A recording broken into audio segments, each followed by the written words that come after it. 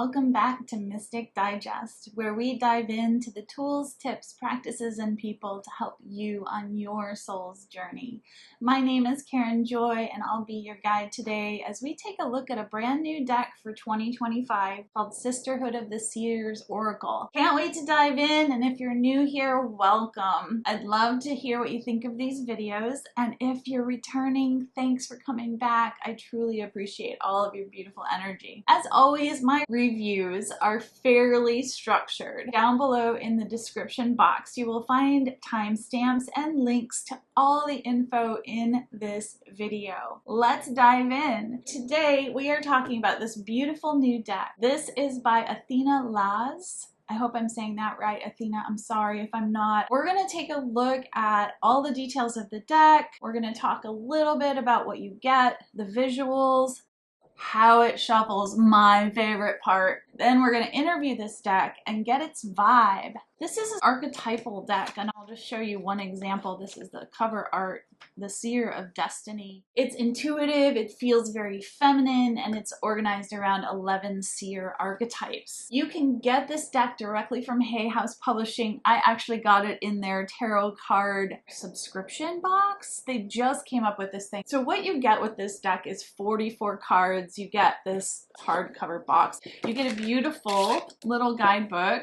There's no pictures in it. You get some keywords, and then you get the Seer's message. And at the end, you get an affirmation. So each card, you get an affirmation. You get some information about what the artist, the author is thinking. I will show you the back of the deck. It is non-symmetrical, so you're going to know if your decks are upside down and mixed up. You don't get any other special stuff with this one. It is a divine, feminine, beautiful deck. They are what I'm going to call my standard oracle size. This is the 5.4 by 3.9 inches. It's probably better in metric. The guidebook itself is 128 pages, and it is a standard Hay House cardstock. This is that, it sounds like sandpaper to me, and it's a fairly thick cardstock. The theme is very feminine. It feels like watercolors to me. I don't know if it is. I'm sure there's more information on Athena's website.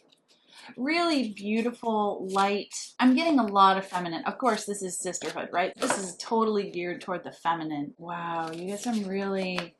Okay, folks, I just got to show you some of these.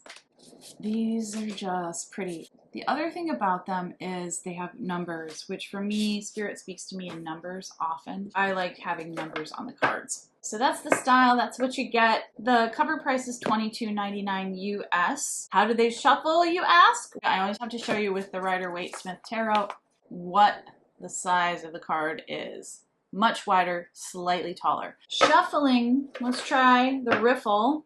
Stiff cards. You're gonna get a thumb workout. That was the wide side riffle. It works pretty well. I like the finish on these, that sandpapery matte finish. That was a really nice riffle. The thing about having this sandpaper finish is they slide across each other really well. So if you're a reader and you like to do one of these where you fan them out and you pull a card, it does it beautifully. You're not going to have sticky clumps. Let's see. For my overhand, because of the size of the cards, it can be a little bit more challenging to do the wide side.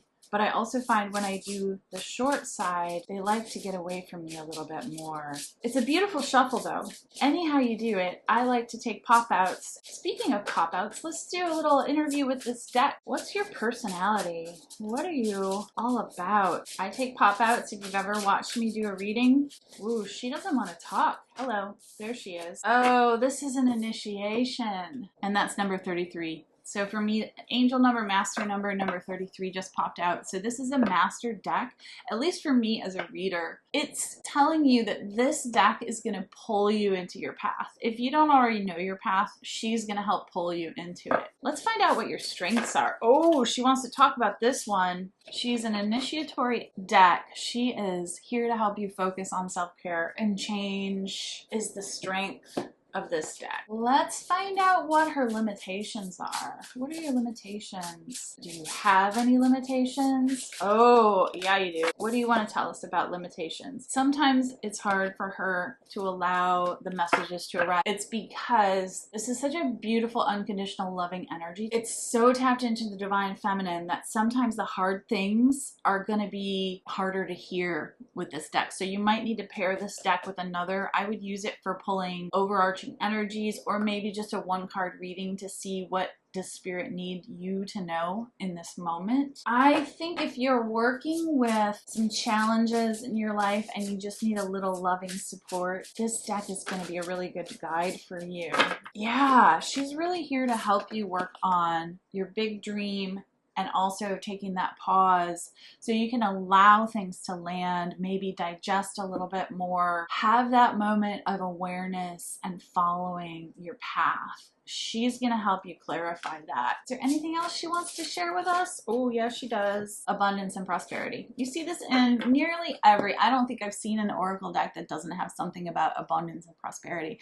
We're human. We live in the 3D. It's all about abundance and prosperity. This deck has got a really beautiful, very loving vibe, like a mama figure. Like this is your mama deck. Or a sister deck, right? Sisterhood of the Seers. I think Athena has a website. I haven't dived into it, but she does a lot of work in seership and understanding and trusting your own intuition. Is that high priestess energy. This is like the high priestess deck. If you're on that high priestess path, you're tapping into yourself, then you're really gonna like this one. You saw some of the images. There are some light and dark ones. I see a really good mix. Light, dark, very ethereal, very floral, very moon. Let me know. Did I cover all your questions about this deck? Are you thinking about purchasing this deck? Do you want to get a copy of it? I want to know what else you want to know. Oh, look at that, baby.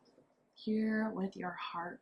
If you're using this deck already, if you've already signed up for the Hay House Tarot, I don't know what it is. And P.S. by the way, I'm not an affiliate. I don't get any kickbacks. I do this independently. I just love tarot and I want you to find the right deck for you. That's what this channel is all about. Finding the right tools to support you on your spiritual journey. If there's any other deck that you want me to review that you're curious about, a new one, an old one, something you're looking at on eBay or Kickstarter, just hit me up. If it's Kickstarter, I might not be able to get it yet. I'm always a fan of Kickstarted decks. I love supporting indie creators, but I also love the big guys too. Hay House is one of them. My name is Karen Joy. Thanks for liking, sharing, and subscribing, and I look forward to seeing you in the next one.